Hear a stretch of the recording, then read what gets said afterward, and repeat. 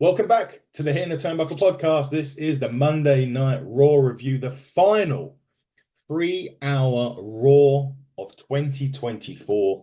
As going forward, it'll be a 2 hour show until it moves to Netflix in January. So we do have an hour less to get into next week, that is. But this week, a lot went down as the final stop on the road to Bad Blood this coming Saturday. It's looking and shaping up to being a hell of a show. And on Raw, it didn't let down. We had a huge return on Raw. We'll get into that very, very shortly. But first things first, let's start with the Intercontinental Champion. Main event, Jey Uso come out to start Raw, and he was appreciating all the fans. And he last week defeating Braun Breaker in somewhat of a surprise victory, in my opinion, for the Intercontinental Championship. I did think it was too early to take the championship of Braun Breaker. Nevertheless, Jey Uso did win, and he come out for his sort of title celebration that he was, he's been waiting his whole career for a singles title. He's obviously won multiple tag team championships and one of the best tag teams, if not the best tag team in wrestling with his brother Jimmy. Celebrating the fact that, this was his first ever single title reign, but, he spoke to, it's all of his family. This is all he done it for all of his family, basically. They wanted him to go out and show who you are. And his mum said to make sure that you bring it back, and she did, and he did, to be fair to him. And Jey Uso, obviously Intercontinental Champion, interrupted by Braun Breaker, funnily enough, and a lot of people maybe were expecting him to ask for a rematch, maybe to attack him even, but no. Braun Breaker knows the lineage of the championship,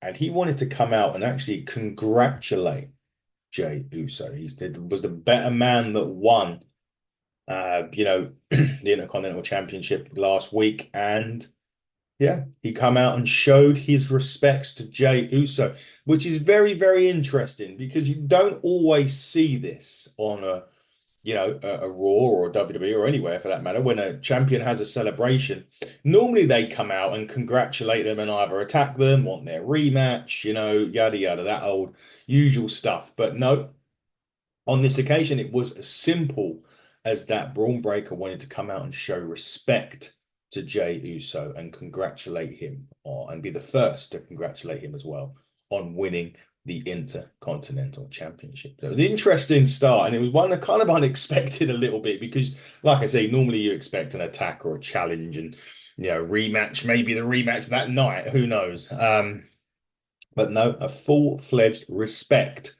from Bron Breaker to Jey Uso, which was nice, and as I say, out of the ordinary for wrestling, and it. But Jey Uso's first defense will be next week on Raw. He will defend it. We will tell you who that is very, very shortly because we find out very, very, very shortly indeed on Monday Night Raw. Judgment Day arrive, all barring Finn, who's having some travel issues. Dominic picks up the phone and was talking to him. Are you all right, fam? was Dominic's line. Yeah. As they arrive at the arena, Finn having transportation issues, but he will be at Raw soon. So save the world. Don't worry. No need to push the panic button. Finn Balor will be at Raw very, very soon. Now, finally get to our first match of the evening. And this is a little bit of a grudge match. Rey Mysterio, Xavier Woods. Now, when the New Day were going for the championships, Rey Mysterio inadvertently cost them. Xavier Woods has not been himself since the whole Karrion Kross situation. There's always been teased of, Xavier turning heel, the New Day splitting up, and Xavier wanted to do this on his own. He didn't want Kofi out at ringside, and true to his word, Kofi did not come out at ringside in this match. It was a good back and forth match though between the two. Xavier Woods is a very good single wrestler, to be fair. He was in TNA as Apollo Creed, I think it was in TNA, or Consequences Creed, Consequence Creed in TNA. Again, my thoughts on it though is I don't think the splitting up in a New Day would work now in where we are with certain things, and I don't think that he as a single would necessarily work Not because he's not a talented wrestler, but it's just I think it's too late in the day to turn the New Day or split the New Day up, shall we say. Anyway, this was a good back and forth match between the two. Now, coming to the end of the match, Mysterio does hit a 619. And as he tries to hit it, there's a bit of a I don't know if it was was meant to happen, but it was kind of a little bit where Mysterio's on his shoulder, falls down, or Woods is on Mysterio's shoulder, falls down, and then Woods rips off Rey Mysterio's mask, and he's acting all shocked that he had done it. As he kind of gets the mask away, he rolls Mysterio up for the victory, um, which is well, very, very unlike Xavier Woods. So he took advantage of a situation. I mean, I suppose in many ways he took advantage of a situation. He didn't, did Woods mean to take off Ray's mask? That's something we'll soon find out because there's a backstage spot in a minute. But Woods is, there's this little bit of turning in Woods, and you just don't know where this is leading. Is it leading to Woods finally snapping and turning heel? Is something going to happen with Big E? We don't know. But Xavier Woods picks up the victory over Rey Mysterio to start Raw by ripping his mask off and then rolls him up. Backstage for two parts now. Sonya Deville was trying to play mind games with Lyra Valkyria because she's got a match with Zoe Stark coming up. Then we go back to Xavier Woods, and he's talking with Kofi Kingston. Now, if you look way down the line or way down the line of the shot, you can see Karrion Kross standing in the back. He's quite far away from them, but you can see that it's him. Well, first off, Kofi Kingston asked Xavier Woods if did he mean to take the mask off? He said, no, absolutely not. I didn't mean to do that, but I took advantage of a situation, which was fine. Xavier Woods was like, I was hoping you'd be a bit more congratulating of me. I did win. And Kofi was like, yeah, that's it. That's exactly it. And I will be.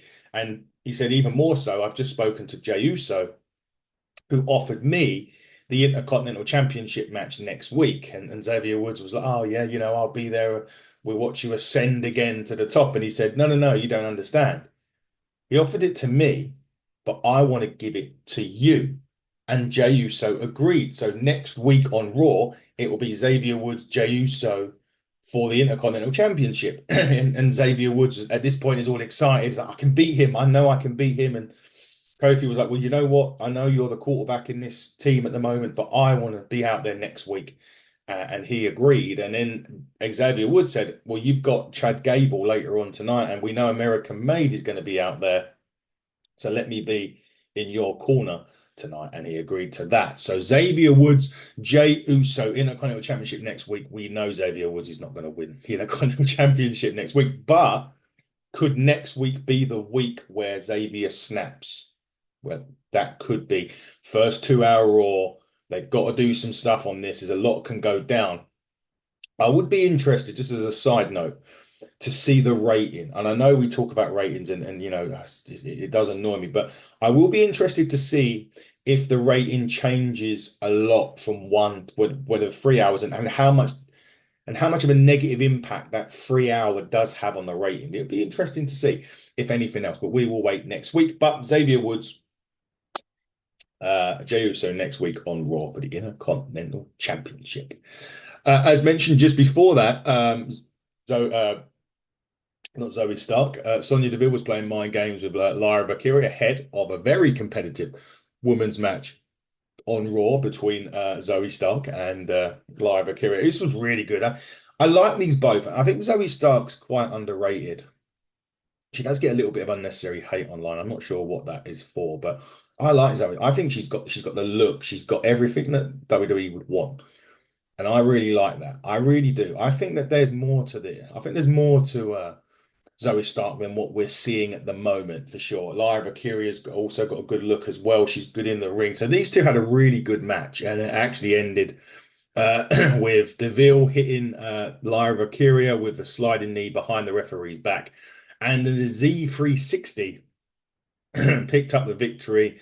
And then Pure Fusion Collective gets into a brawl with obviously Lyra Kyria, Caden Chance, and Catania Chance and Caden Gar. Like the Casey from now on. I'm not going to have this every week. Casey. So they get into a brawl with them. I'm expecting a six-woman match, maybe as early as next week on Raw. It hasn't been announced yet, but perhaps that's where they're going with that one for next week on Raw, or at least a future shot. And funnily enough, Casey were backstage with Jackie Redmond after that, and they've got unfinished business with the Pure Fusion Collective, but also the Unholy Union appear at this point. They don't appreciate them trying to cut into the line, maybe on Pure Fusion Collective, maybe on Bianca and Jade as tag team champions. So they've got a bit of an issue. So are we going down the tag team turmoil route? Are we doing six? Are we doing a triple threat tag match, maybe for the number one contendership? We've got Damage Control still there as well. They're on Raw this week.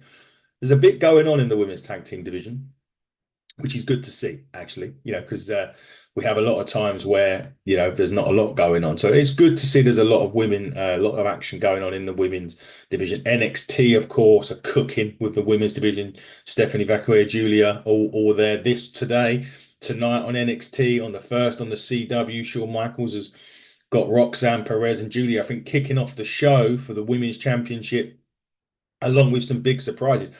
And just a side note on that, are we going to see the debut of the Motor City Machine Guns on NXT tonight from Chicago? CM Punk will be live on that as well. More on him very, very shortly as well. But yeah, looking good in that division right now. And I just literally, the aforementioned name of CM Punk, they lower the cell, which is surrounding Monday Night Raw. Adam Pearce is in the ring. CM Punk and Drew McIntyre cut the promo before Hell in a Cell. It was quite interesting because Drew went first. Drew was wearing all black at this point when McIntyre came out. Actually, when McIntyre was walking to the ring, Punk was doing I can't do it with his hands. He was doing the old school thing he used to do with his hands. And Drew McIntyre was saying, I'm wearing black. It's out of respect. Well, not out of respect for you. It's out of respect for your wife. Because after this Saturday, what I do to you, she's going to have to feed you. She's going to have to bath you. She's probably going to leave you. You might have noticed, he said, this is a tux because for the rest of the world, it's going to be a celebration when you're gone. It was a lot. And, it's quite incredible, the promo. And he was talking about Roxanne Perez as well, that she worshipped him and, she spent a few days with him and realized what a person that he really is. And, it was a really solid promo from Drew. It was such a good, these two are just, that it was just so incredible because these two, there may or may not be real tension behind with this. I don't know. I think I saw a picture with them two talking about what they were going, a couple of weeks back, and I don't know, but they're just so good. Even if it's no hatred between the two, they're so good at pushing that boundary and line of yes, this is storyline, but there's something else. Is there a bit of hatred? And that's what they've done really well on this. Anyway, Drew ends up with this side basically saying this side in this Saturday inside Hell in a Cell, Bad Blood, the hate will die with you. So his hate CM Punk will die with CM Punk. And then Punk, he said in his time he's been called a lot of things: best in the world, second city savior, voice of the voiceless. He said, tonight I am the voiceless. I've got nothing to say to a piece of garbage like you. Expect I'm filled with so much rage. I look at you, I can't go home. I've been living in a hotel for 4 weeks because I will not subject my wife to the man that all this has turned me into.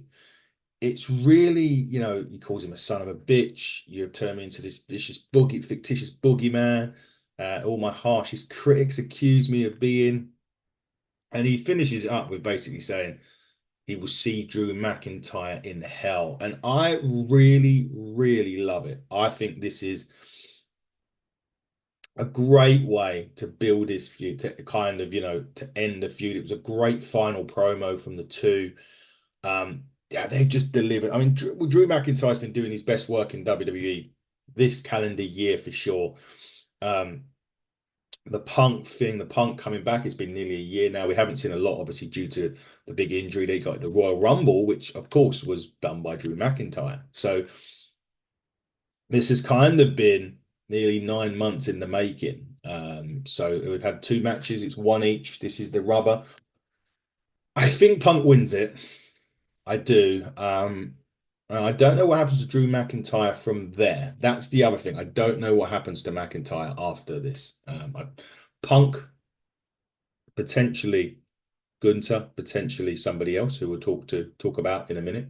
But yeah, this has got. I love this. I've really, the promos, and there's not like Punk hasn't have to drop pipe bombs. He's been quite deliberate in his wording and the way that he says things to build it up. He hasn't had to drop any sort of low hanging fruit or anything like that on McIntyre's career. He's been focusing on McIntyre, not the, as I said, not the low hanging fruit that you could possibly use from Drew's career and past. So interesting. And I'm very much looking forward to that match on Saturday. It should main event the show. I don't think it will, but it should. But nevertheless, that will be a great, great match on Bad Blood this coming Saturday from Atlanta, Georgia. Now, obviously, Bronson Reed and Braun Strowman are in the main event in the last monster standing. And, he's going to, Braun Strowman said backstage at Kathy Kelly that he's going to show the world why they call him the monster amongst all monsters. And then Awesome Truth joined the conversation. And Truth doesn't remember what Bronson Reed did to him, but he did say that he doesn't like how Karrion Kross has been picking on his partner, The Miz, lately. And he's had a conversation with Adam Pearce, and the return of Awesome Truth will be tonight, and they'll take on the Authors of Pain. And that is awesome. It is, and we'll certainly see it very, very shortly. Sami Zayn was getting sick and tired of the respect he's been getting from Gunter. He's not going to lose sleep because he knows he's good enough to become heavyweight champion. And he wants his shot. And we'll hear from Sami Zayn a little bit later on Raw. And will he get that shot? We will have to see. Six-man tag Judgment Day with Liv Morgan against the LWO. It was a good match. It was a good match. These two have been going at it for quite some time now. Yeah, I don't, with the Judgment Day, it's a difficult one because there's kind of two storylines going on. There's the Liv Morgan, Dominic and Rhea, and then there's Finn and Damien. And then you've got Carlito and JD McDonough, and JD McDonough is a tag team champion with Finn, and they've defended their titles once. It's a difficult place to be, and I'm hopefully after Saturday it clears up and we can move on and the tag team division in the men's can get some. Well, Judgment Day can start defending those tag team titles. That's the one thing.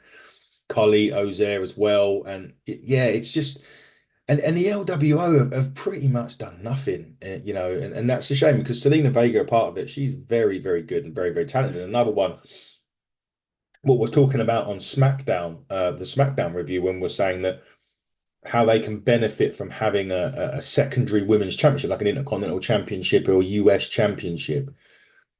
Prime example here, Selena Vega's another one, and I think she's championship material, world championship material, maybe not, Intercontinental Championship material, absolutely, US title, whatever you want to call it. They're very much, she's very much championship material in that essence, and there's nothing for them to go for. So they're kind of Selena Vega at the moment is kind of playing second fiddle in the LWO, and she's kind of playing second fiddle in the women's division because we've got the Rhea Liv storyline going on. There's tag team stuff going on, but she hasn't got a tag partner. She's too good to be left on the sidelines. So something needs to happen, and I'm hoping that WWE do bring out the women's secondary titles.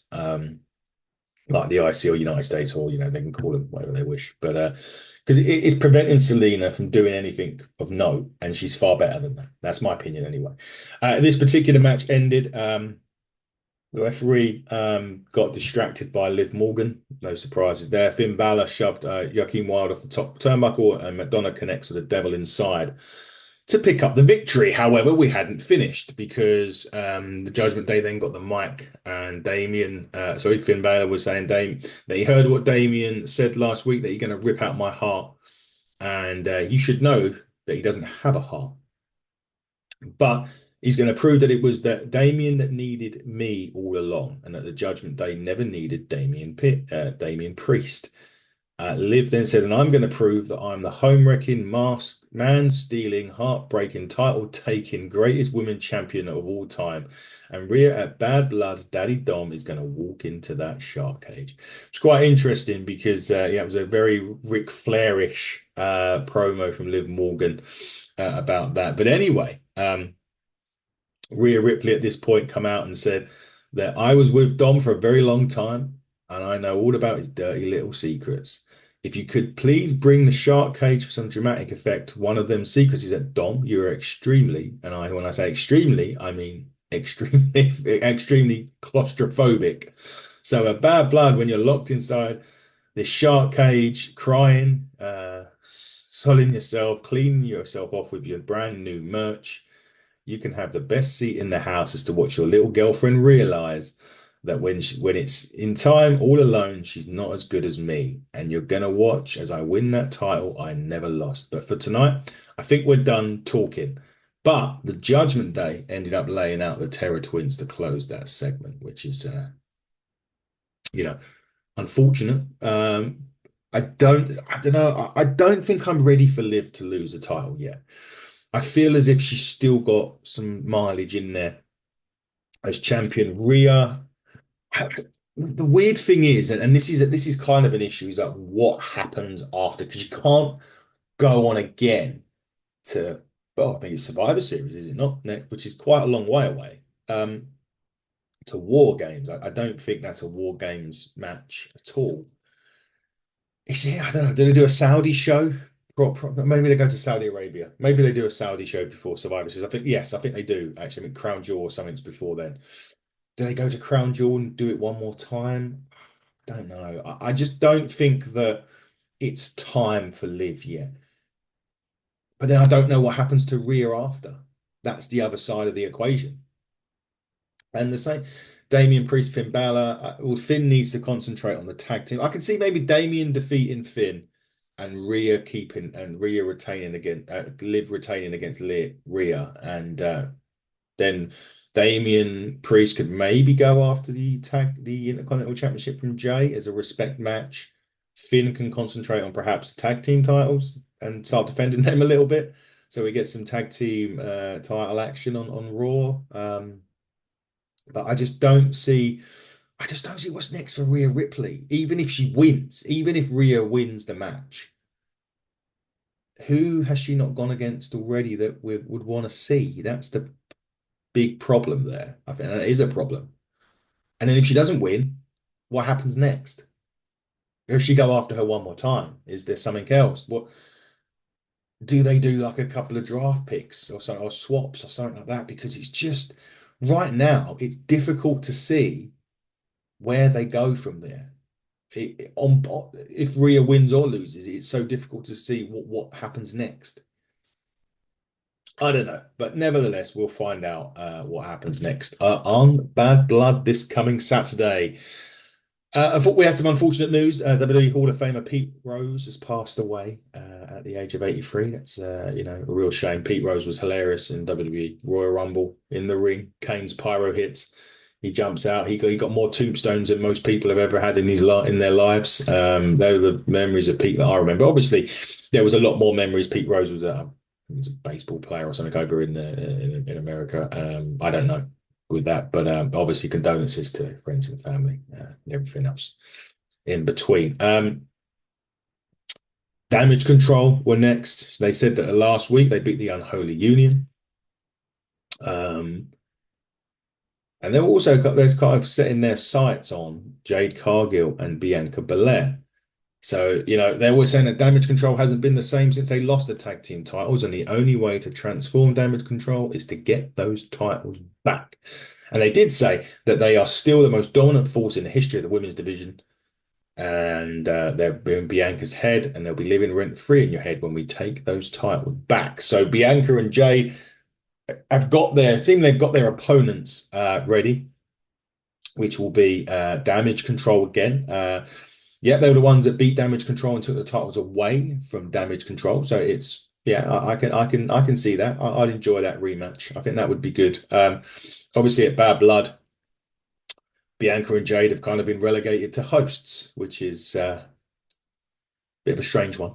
Not quite sure about that and where that works, but yeah, it'd be good to see Damage Control go get a rematch for their tag team championships and gives Bianca and Jade another good match to have for sure. But it won't be a Bad Blood, obviously, because Bianca and Jade are hosting Bad Blood this year.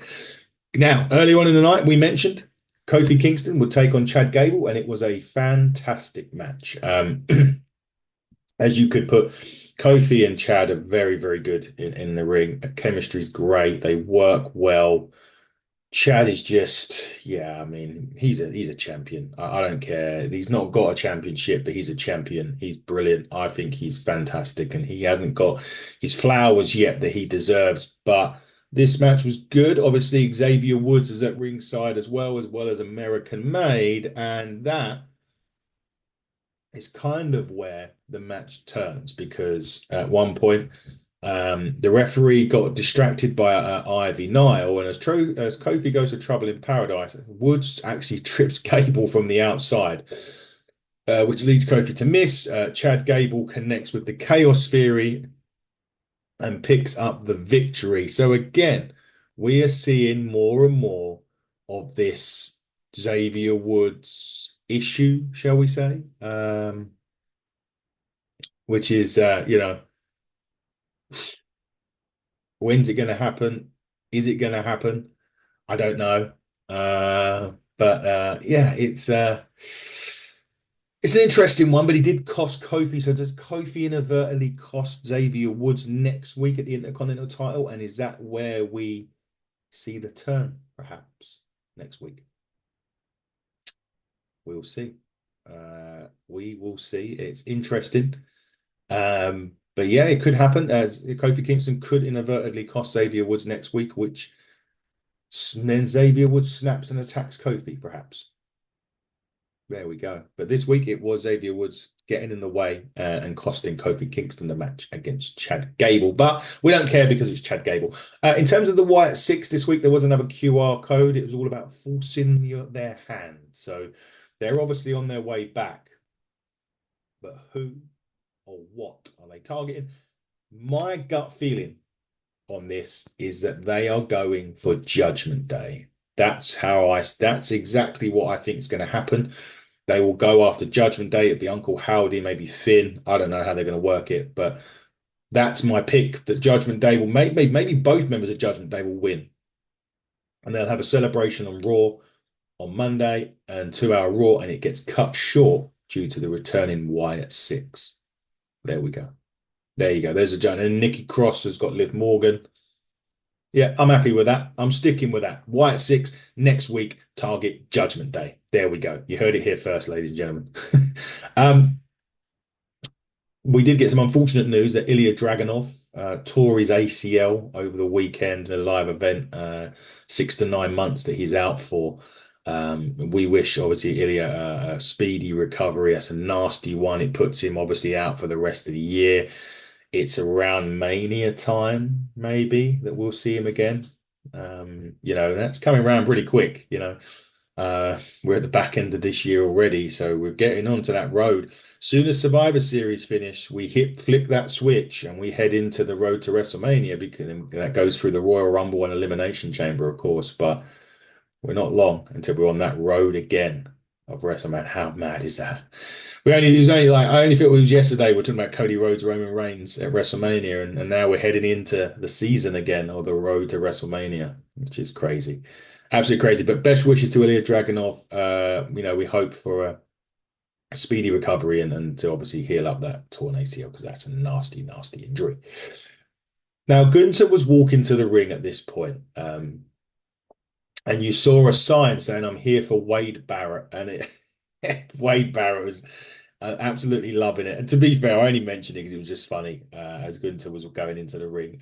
Wade was like, "Go back on the sign, go back on the sign." It was very good. I loved it. Anyway, Gunther was in the ring and he said, like, life as a world heavyweight champion has been fantastic. He said he loves every aspect of being world heavyweight champion, being the top guy, the money, the luxuries, the amenities. But right now, and that is an insult that I have to deal with, Sami Zayn. Every week, I could ask for anybody more annoying. I couldn't ask for anybody more annoying than Sami Zayn. And, Sami Zayn comes out. And you know what? In the end, after the little promo battle that they've got, Sami Zayn kept saying that he wants a shot, he wants a shot, he wants a shot. He finally gets it. He absolutely gets. He does call Gunter a coward, where he was after, when Sammy beat him for the Intercontinental Championship. He took months and months off before coming back and all that stuff. Gunter then clotheslines him. He starts putting the boots to Sami Zayn. Um, he does. Sami Zayn does hit an exploder suplex. He does go for the haluva kick, but he's countered with the sleeper, and then he hits the power bomb on Sami Zayn. And then Gunther says, "You want it so bad, Sami? You got your match." And that match is next Monday on the first 2 hour Raw in years. So Sami Zayn, Gunther, main event next Monday. You've also got the Intercontinental Championship match between Xavier Woods and Jey Uso next week on Raw as well. So championship edition on the first 2 hour Raw in many a years. Awesome Truth. We remember earlier on in the show, our Truth mentioning that he wants the Awesome Truth back together and he's got them against the Authors of Pain. And our Truth was in the ring. He was getting a lot of beating. He tags in the Miz and the Miz turns around and boots our Truth in the face, leaves him laying, walks out of the ring as Karrion Kross is laughing. And AOP connect with the What a Rush to pick up the victory. The Miz turning heel again. It is a difficult one with Miz because I don't know. He's in a spot where quite a few of them are, which is he's a good hand, but where does he go? What way does the Miz go? And probably turning heel was the right thing to do. He's a bit like the Big Show. The Big Show had more heel turns than anything else. Then Dave's got nicknames, and it's a very interesting one. I don't really know what is the Miz in that same kind of going, not say going rusty because that's has he been there too long as well? Because we're getting to that. You look at we was talking about the Kevin Owens AJ Styles contract situation on SmackDown, and we were saying that is it time for a change? Have they been there too long and they've gotten just to not got gotten stale perhaps maybe that's the word and it maybe they need that change of scenery. I'm not saying the Miz should go AEW. I don't know where what his contract situation's like for one, but yeah, I don't know because we are getting into that stage though with quite a lot of the guys that have been there so long, and it's very interesting with this and where does it go from here. And yeah, the Miz turning heel, yeah, it's fine, but where does it go? That's the big issue. Where does it go? We'll have to wait and see next week on Raw. We should get some more clarity. Interesting though. Gunther has a backstage confrontation with Braun Breaker. Now there is money. There is money in that. There is money in that feud. If that's where they're going after Sami Zayn, they're going Braun Breaker, Gunther. Holy shit, that is going to be incredible. Give that time, build that bitch up, because that will be an amazing, amazing match. Now, another match that's been made for next week's Raw. So we have the Intercontinental Championship match between Xavier Woods and Jey Uso. We have the World Heavyweight Championship match between Sami Zayn and Gunther. What I've been saying for the last few weeks between Sheamus and Pete Dunne, I said Donnybrook. Next week, Sheamus and Pete Dunne settle their differences in a good old-fashioned Donnybrook match. Yes, it's happening next week on Raw. It'll be a great match. It'll just be a clusterfuck of a match, which will be great. Donnybrook matches have always been brilliant. But now it's time for last monster standing. Reed Strowman. Absolute carnage, chaos. There were more bodies laying on that floor than I've ever seen. They took out, I mean, they were going everywhere with this. It was flying through chairs, smashing on stairs, tables, where everything. Security gets taken out during this match. It was unbelievable. There was a Death Valley driver through two production tables. Yeah, geez, they just went absolutely apeshit on another. They went through about three security barriers. They nearly wiped out the entire front row with the security barrier. It was crazy. There were tsunami splashes. The security guards are wiped out. He shoves down Chad Patton.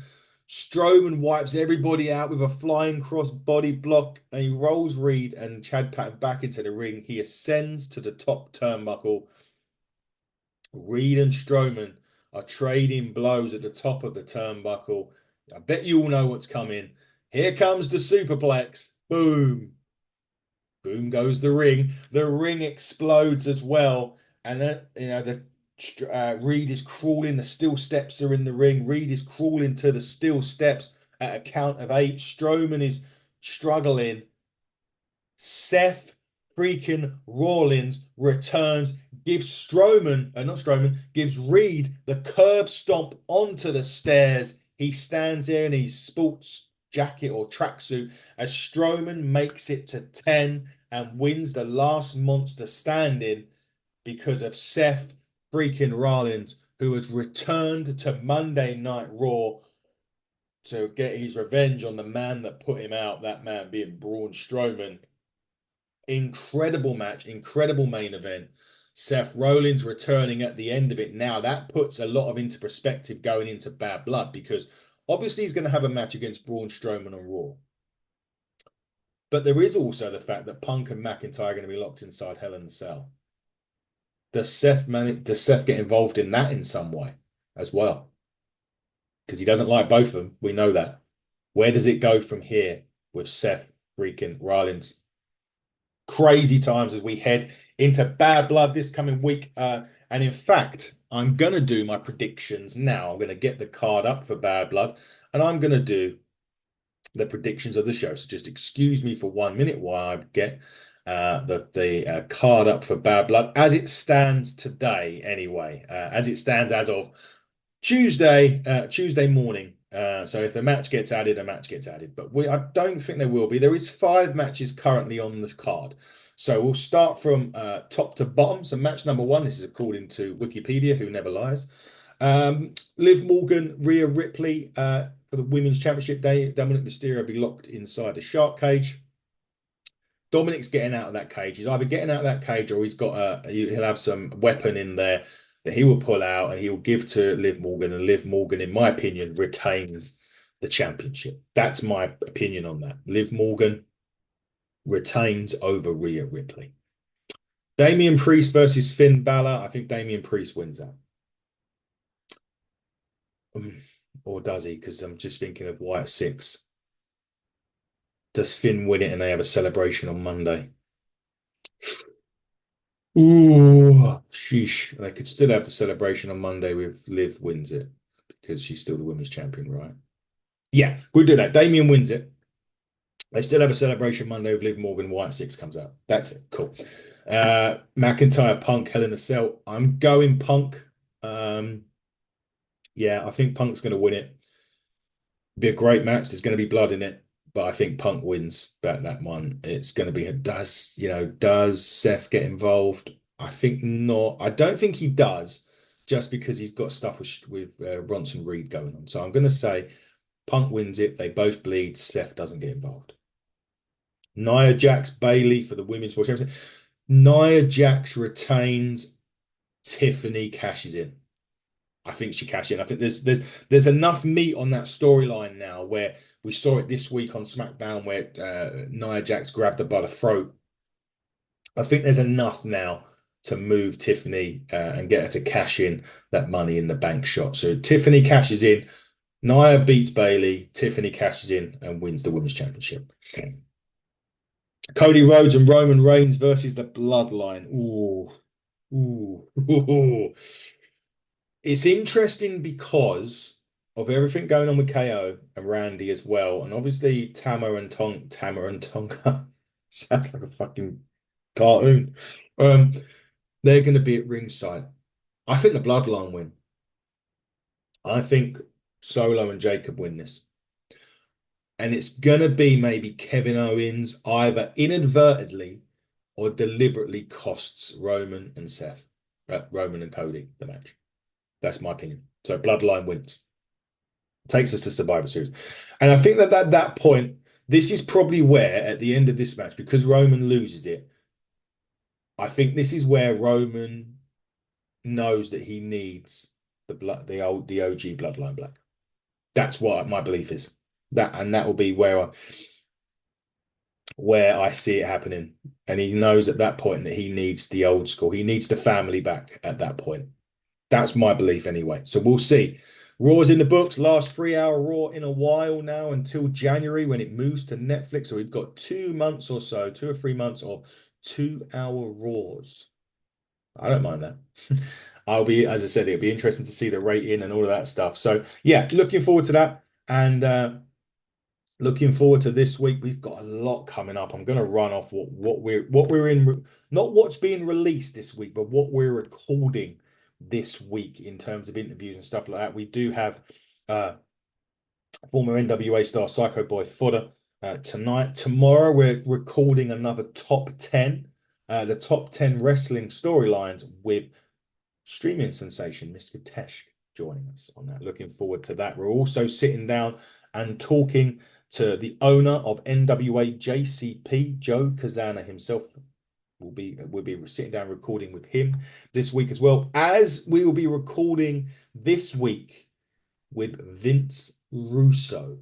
Yes, Vince Russo returns to the channel this week and then asks Vince anything apart from Jim Cornette. So that will be a really, really good show. And then next week we record with Eric Bischoff. Eric Bischoff is back next week, ladies and gentlemen, on the show. Can't wait. Cannot wait for that. I'm really looking forward to seeing Eric again. It's been a while since we saw him, but really, really good. Look, can't wait to see him. Eric, can't wait to see Vince Russo. Can't wait to interview all the guys that we're bringing on this week for the show.